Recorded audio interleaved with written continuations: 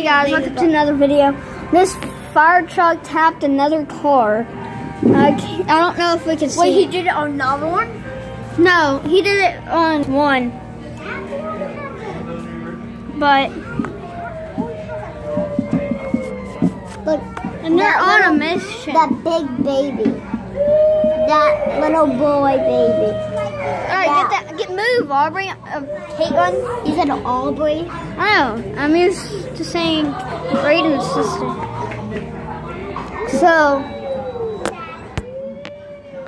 I'm just want to show you guys that I cannot see the bump or whatever. I might, I wish they probably will put it on Facebook.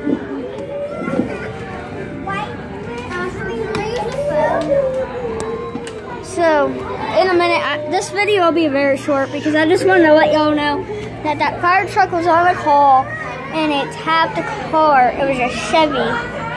And they're just been right here. I don't know if they will go to the car. Or are they just ready to kill?